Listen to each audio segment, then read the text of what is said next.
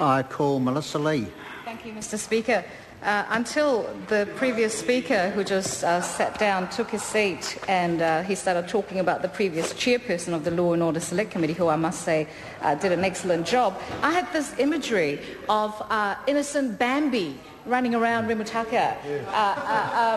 The innocence was obviously shot down thinking about this arms military-style semi-automatic firearms and import controls amendment bill.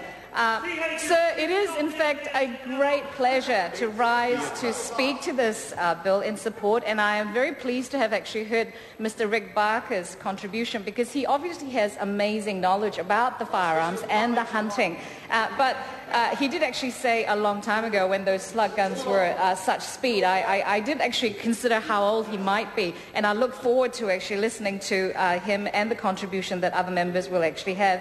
So this bill came about after when the MSSA, the changes to the MSSA happened when changes to legislations were made in 1992 as a result of the Ara Moana incident, where David Gray ended up shooting dead 13 people.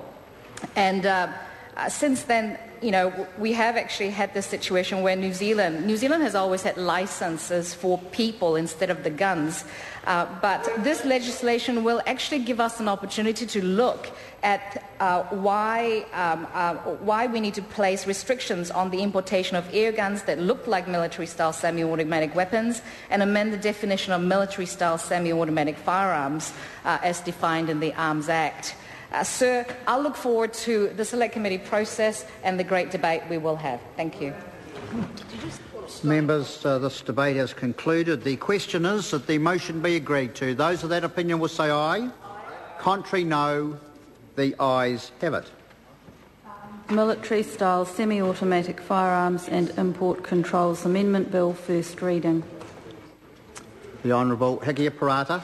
On behalf of the Minister of Police, I move that the Arms Military-Style Semi-Automatic Firearms and Import Controls Amendment Bill be referred to the Law and Order Committee for consideration, that the committee report finally to the House on or before 4 August 2011, and that the committee have the authority to meet at any time while the House is sitting, except during oral questions and during any evening on a day on which there has been a sitting of the House, and on a Friday in a week in which there has been a sitting of the House, despite Standing Orders 187 and 191B and C. The question is that the motion be agreed to. Those of that opinion will say aye. Contrary, no. The ayes have it. Call on Government Orders of the Day, numbers 9 and 10.